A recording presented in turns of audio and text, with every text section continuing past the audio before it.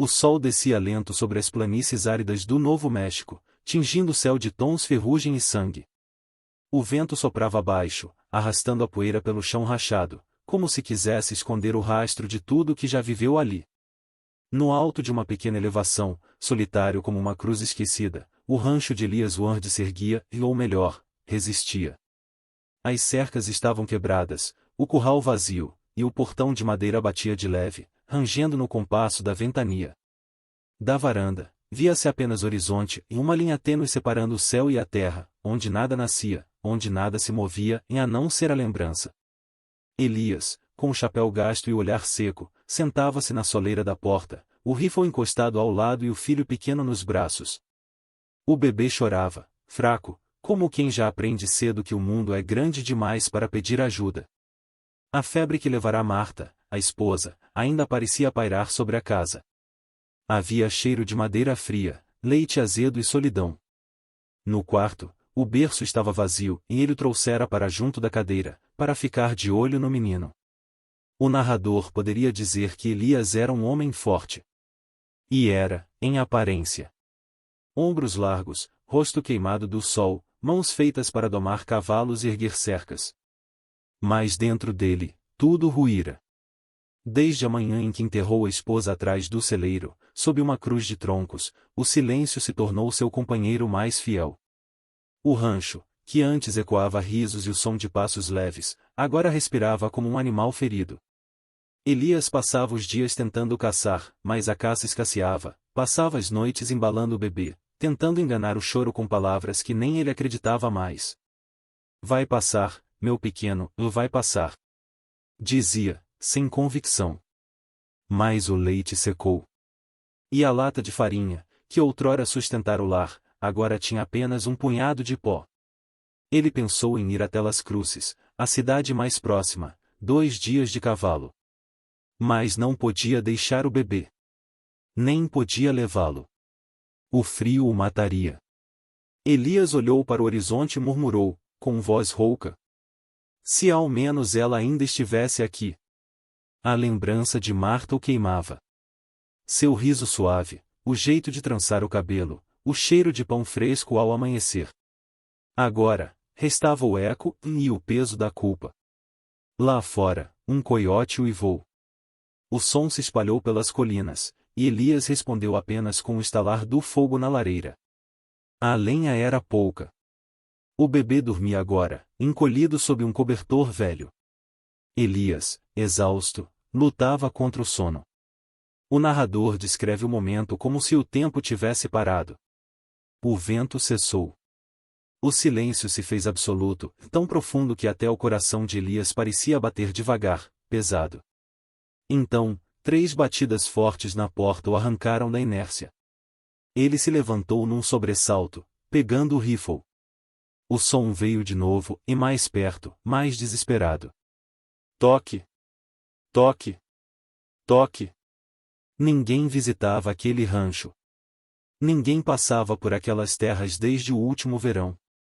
Por um instante, pensou que fosse engano, ou talvez o vento. Mas então ouviu, em uma voz feminina, fraca, rouca. Por favor, abra. O coração de Elias apertou. Ele hesitou. A mulher parecia à beira da morte, ou do medo. O bebê dele começou a chorar no berço, como se sentisse o que vinha do lado de fora. Elias engatilhou o rifle. Caminhou até a porta devagar, os passos rangendo no assoalho seco. Cada segundo parecia um ano. A voz voltou, quase um sussurro. Tenha uma criança, por favor. A chama da lamparina tremia, projetando sombras trêmulas nas paredes. Elias respirou fundo e girou o trinco. A madeira rangeu. O vento entrou, frio e cheio de areia. E ali, sob o céu noturno, estava ela e uma mulher coberta de poeira, com um bebê nos braços. Os cabelos desgrenhados, o vestido rasgado, e os olhos traziam o deserto inteiro dentro deles. Ficaram frente a frente, sem palavra alguma. O bebê dela soluçava. O dele chorava. E o narrador encerrou aquele instante com a certeza de que nada, dali em diante, seria o mesmo. Quando abriu, viu uma mulher coberta de poeira, com um bebê ao peito, e olhos que pareciam carregar o mesmo deserto que o rodeava.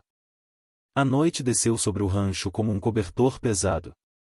O vento se infiltrava pelas frestas das janelas, trazendo o frio do deserto e o farfalhar distante das árvores retorcidas. Elias manteve a porta entreaberta, o rifle ainda na mão, sem saber se devia acreditar no que via. A mulher diante dele tremia, exausta. O vestido estava rasgado até os joelhos, coberto de pó e sangue seco. Nos braços, o bebê chorava de fome, o rostinho avermelhado pelo vento cortante. Por favor, e ela murmurou, em espanhol arrastado. Eles me seguiram e mataram meu marido.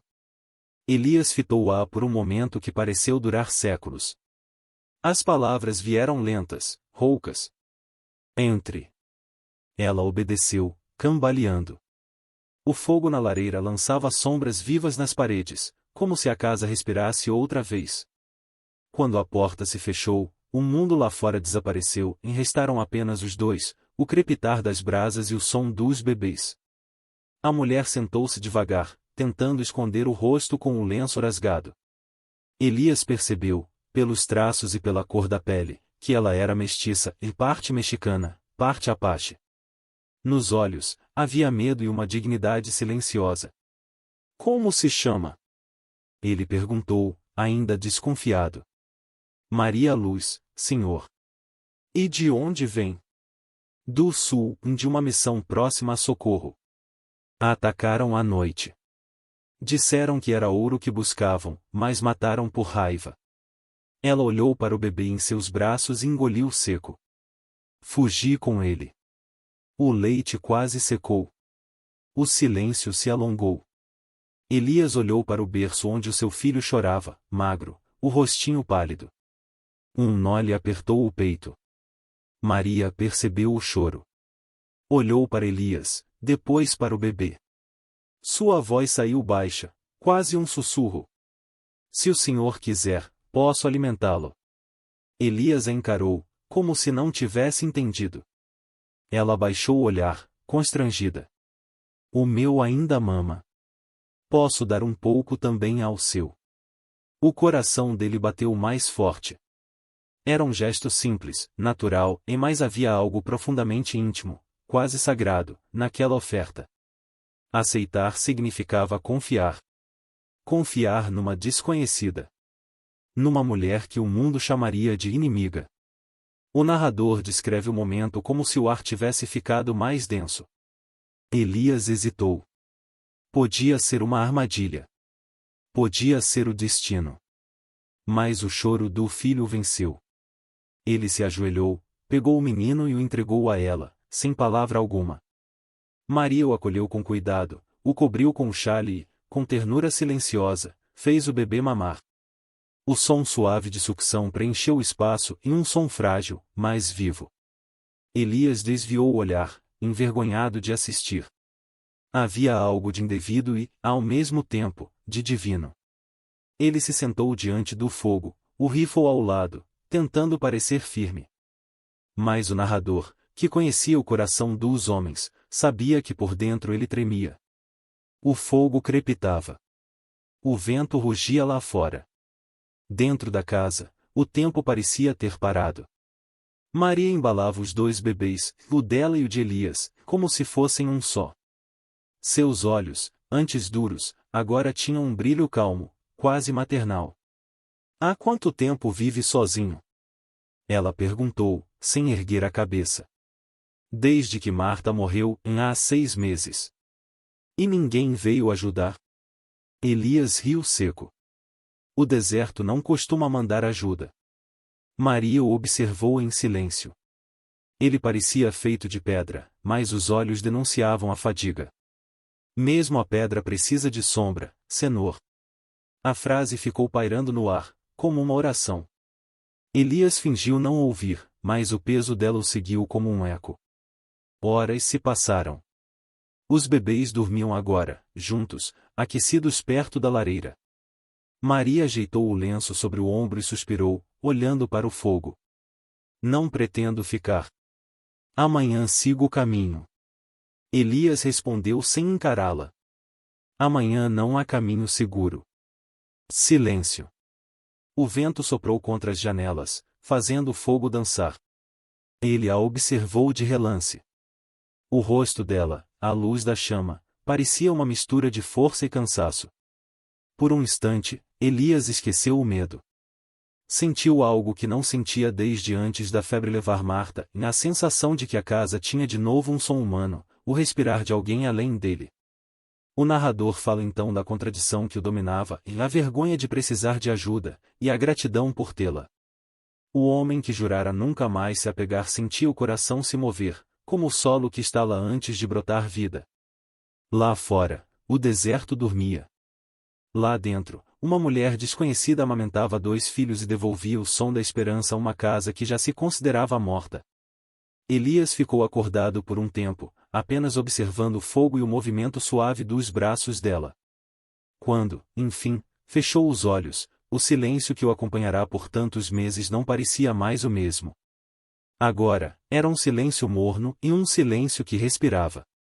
Ele percebeu que não sabia mais viver sozinho, e isso o assustou mais do que qualquer pistoleiro. Os dias seguintes trouxeram algo que Elias já nem lembrava como era, e vida. O rancho, antes mudo, agora respirava. O fogo ardia todas as manhãs, o cheiro de café e pão seco se misturava ao ar frio, e o choro dos bebês se tornará parte da rotina, e um som que, de estranho, passou a parecer necessário. Maria Luz se movia pela casa com a leveza de quem sabia o que fazia, mesmo cansada. Consertava roupas, limpava o chão, remendava as janelas com tiras de couro. E, quando o sol se punha, cantava. A voz dela enchia o rancho com canções antigas, vindas de algum lugar entre o México e o deserto Apache. Elias, às vezes, fingia estar ocupado só para poder ouvi-la cantar. Havia algo naquelas melodias, em uma mistura de dor e fé, que fazia o vento do deserto parecer menos cruel. O narrador observa, não era amor o que crescia entre eles. Ainda não. Era o reconhecimento entre 2 sobreviventes, em almas marcadas pela perda, que se reconhecem no silêncio. O bebê de Elias engordava de novo.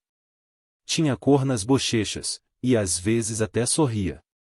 Maria o tratava como se fosse sangue do seu sangue. Elias, por sua vez, começou a reparar em coisas que havia esquecido, o som da madeira estalando no fogo, o cheiro do pão tostando, o calor humano no pequeno quarto. Mas os olhos dela, os olhos nunca mentiam. Havia neles um peso. Algo escondido, como uma sombra que o sol ainda não alcançara. Certa tarde, enquanto recolhiam lenha, Elias perguntou: "Tem alguém lá fora procurando por você, Maria?" Ela parou por um instante. O vento balançou as pontas do xale. "Todos nós temos alguém nos procurando, Senhor. Uns com amor. Outros com ódio." Elias não insistiu. Mas aquela resposta ficou presa na mente como farpa. 2 dias depois, o silêncio foi quebrado pelo som de cascos de cavalo. Elias ergueu o rosto. O sol refletia em algo metálico e uma estrela de ferro, presa ao peito de um homem montado num alazão. "Boa tarde, Sanhei", disse o estranho, descendo do cavalo com firmeza.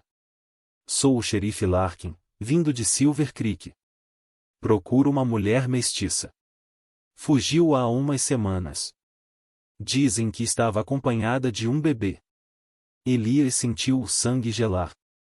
O olhar do xerife era duro, frio. O tipo de homem que já viu o suficiente para não acreditar em lágrimas. "Não vi ninguém por aqui", e respondeu Elias, tentando manter a voz neutra. "Só eu e meu menino." O xerife olhou em volta. As marcas no chão denunciavam passos pequenos. "Está sozinho mesmo?"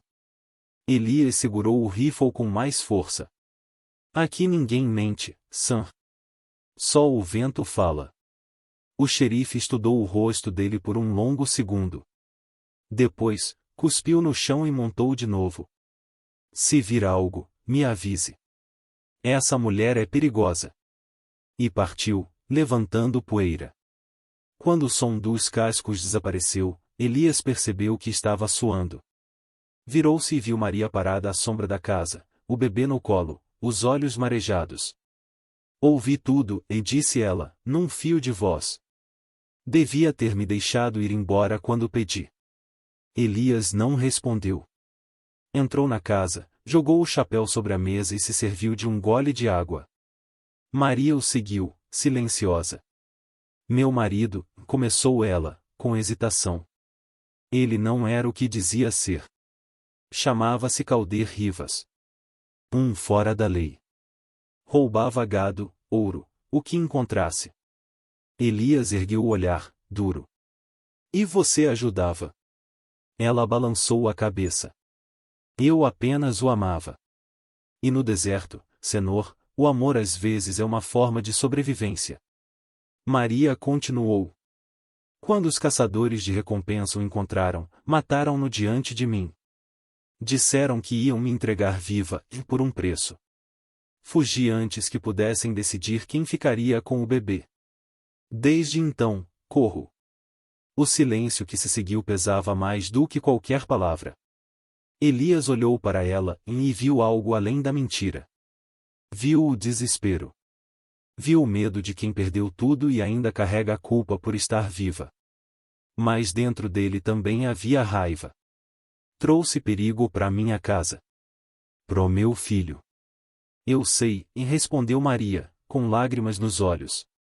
Mas o Senhor também sabe que se não tivesse aberto a porta aquela noite, hoje estaríamos mortos. Elias ficou imóvel. O narrador descreve o conflito dentro dele, o homem que quer proteger o que resta da sua vida e o outro, e o que ainda lembra o gosto de ser humano. Fique, e ele disse por fim, a voz baixa. Só até o caminho estar limpo. Ela assentiu, enxugando as lágrimas. Nos dias seguintes, o rancho voltou ao ritmo. Mas algo havia mudado entre eles. Elias trabalhava em silêncio, e Maria evitava perguntas. Às vezes, ela o observava enquanto ele serrava madeira ou cuidava dos cavalos, e via um homem de verdade, não como os que conhecera, e firme, decente, ferido, mas inteiro. O narrador comenta. Ela começou a entender que o deserto podia esconder tanto pecado quanto redenção, e que, talvez, aquele homem fosse a linha tênue entre os dois. Numa noite fria, enquanto ela costurava uma manta e Elias alimentava o fogo, seus olhares se cruzaram. Nenhum deles disse nada. Mas ali havia um entendimento silencioso, e ambos tinham mentido, e ambos estavam presos à mesma escolha. A verdade, agora, era um fardo compartilhado. O vento uivou lá fora, e o narrador concluiu com voz grave. O deserto não perdoa os que mentem, e agora ambos carregavam o mesmo pecado. O fim da tarde chegou arrastando poeira e presságios. O vento vinha do sul, carregado de cheiro de terra queimada e ferrugem, e o tipo de vento que faz os animais se calarem e os homens apertarem o gatilho antes do tempo. Elias Ward estava no curral, consertando a tranca do celeiro, quando ouviu o primeiro som, 3 cascos, depois mais 2. Parou o que fazia. O martelo ficou suspenso no ar. O som vinha da estrada velha, a mesma por onde o xerife havia desaparecido dias antes. Maria Luz, que lavava roupas perto do poço, ergueu o rosto. O bebê dela dormia enrolado num pano, o de Elias brincava com uma colher de madeira. Ela não precisou perguntar nada, e viu nos olhos dele o que o deserto já sabia, e eles tinham sido encontrados. Elias respirou fundo, olhou para o horizonte. 5 vultos se aproximavam, cobertos de pó, chapéus baixos, rifles no ombro. Eles vieram. Disse, a voz seca. Os caçadores. O narrador descreve o momento como um quadro parado, o sol encostando nas montanhas, o rancho em silêncio, e 2 almas se preparando para pagar suas dívidas com o passado. Pegue as crianças, e ordenou Elias, com firmeza. Vá pela trilha dos cavalos, em direção ao riacho. Siga até o cânion e espere. E você? Perguntou Maria. Eu fico. Ela o encarou por um instante. Havia medo e dor, mas também respeito. Não vai conseguir sozinho. Não preciso conseguir. Só preciso ganhar tempo. Maria hesitou, depois fez o que ele mandou. Enrolou os 2 bebês num cobertor e os colocou sobre a mula. Antes de partir, olhou para Elias uma última vez. Ele já carregava o rifle, o chapéu abaixado, o corpo ereto como quem enfrenta o próprio destino. O sol mergulhou atrás das colinas. O mundo ficou dourado por um instante, depois vermelho. Os cavaleiros chegaram devagar, formando um semicírculo diante da casa. O líder, um homem magro, de bigode grisalho, desmontou primeiro. Boa tarde, Rancher. Disse com voz rouca. Procuramos uma mestiça e um bebê. Dizem que passaram por aqui. Elias manteve-se imóvel. Aqui não passou ninguém. É mesmo? O homem riu, cuspindo no chão. Engraçado. Encontramos pegadas frescas atrás do curral. O silêncio que seguiu foi curto, como o estalar de um fósforo. Elias moveu o rifle um palmo. O homem também. E então, o Oeste fez o que sabe fazer de melhor, falou com pólvora. O primeiro tiro rasgou o ar e ecoou nas colinas. O segundo veio logo em seguida, levantando lascas da cerca. Elias se jogou atrás do bebedouro, disparando de volta. O som seco dos tiros se misturava ao uivo do vento, e o deserto parecia assistir em silêncio. Um dos bandidos tombou perto do poço, outro caiu do cavalo com o peito aberto. Mas Elias também fora atingido e o ombro esquerdo. O sangue escorreu quente, manchando a camisa. Ele recarregou o rifle com a mão boa, o rosto contraído em dor. O narrador descreve o cheiro de pólvora, o som distante dos bebês chorando ao longe, o crepitar do fogo que começava no feno do celeiro. O terceiro homem o encurralou pela lateral da casa. Acabou, velho! Gritou o bandido. Entregue a mulher e talvez sobre um pedaço de você. Elias respondeu com silêncio. O tipo de silêncio que antecede a morte. Quando levantou o rifle, o bandido foi mais rápido. Um disparo seco. Elias caiu de joelhos, o rifle escapando das mãos. O homem se aproximou, rindo. Te avisei. Foi então que o som veio e outro tiro, vindo de trás dele. O corpo do bandido se arqueou, os olhos arregalados. Caiu sem dizer palavra. Elias ergueu o olhar. Maria Luz estava ali, de pé, empunhando a espingarda dele. O chale voava com o vento, o rosto sujo de poeira e lágrimas.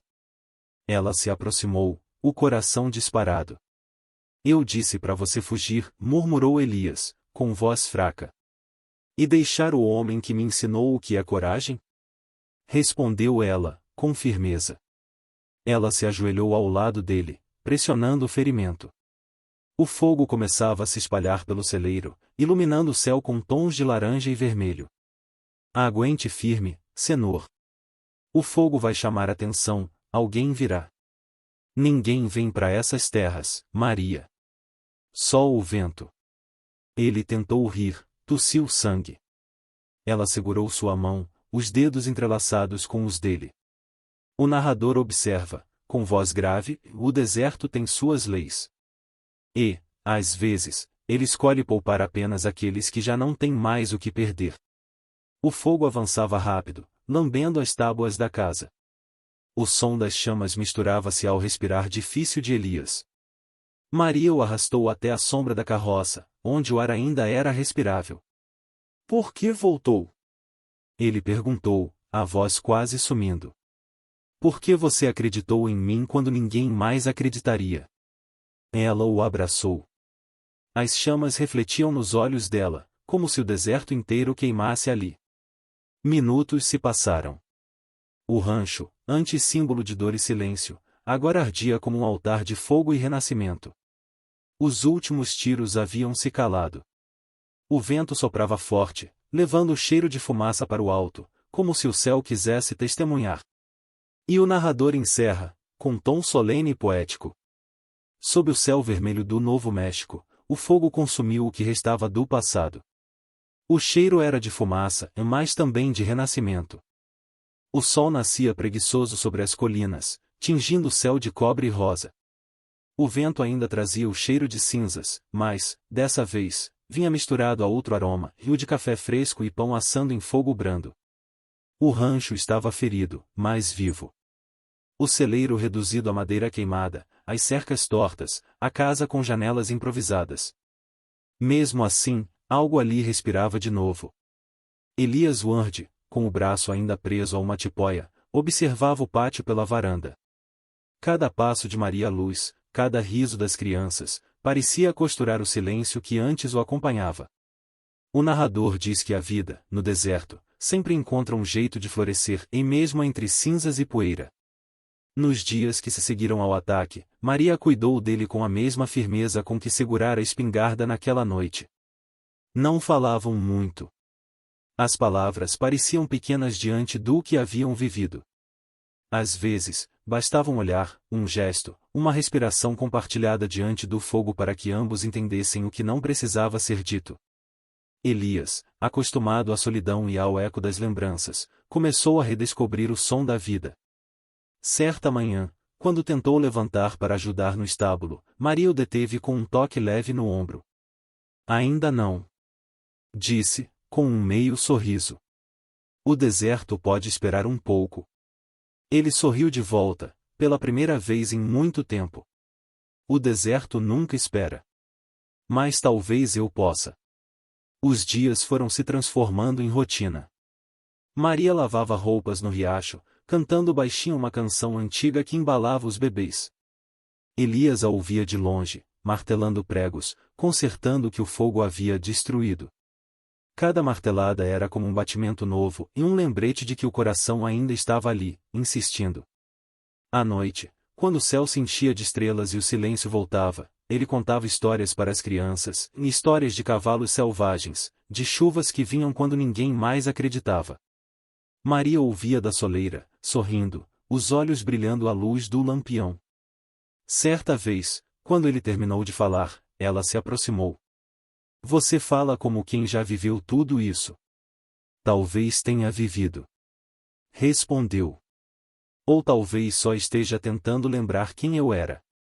Ela o encarou por um instante e disse baixinho. Às vezes, lembrar é a parte mais difícil. O narrador comenta, entre eles não havia promessas, nem juras. Só o simples e profundo entendimento de quem sobreviveu ao mesmo fogo. Numa manhã de vento suave, Elias finalmente voltou ao campo. O sol brilhava sobre a terra endurecida, e o som do martelo ecoava entre as colinas. Cada golpe na cerca parecia uma conversa silenciosa com o passado e um pedido de perdão, talvez, ou um recomeço. Do outro lado do pátio, Maria balançava o berço improvisado e cantava. A canção era doce, com palavras meio em espanhol, meio em murmúrio. As crianças dormiam, e o rancho inteiro parecia descansar com elas. O narrador descreve a cena com ternura. O vento tocava o cabelo dela, levantando fios dourados de poeira. Elias, de longe, parava às vezes apenas para ouvir. E, naquele som simples, ele descobriu algo que havia esquecido, em paz. As sombras se alongavam, o dia caminhava para o fim. Elias olhou em volta, a cerca erguida, a casa de pé, o canto de Maria enchendo o ar. Nada era como antes, e, ainda assim, tudo parecia certo. Ele se aproximou da varanda e deixou o martelo de lado. Maria ergueu o olhar. Por um segundo, os dois se encararam, e sem passado, sem medo.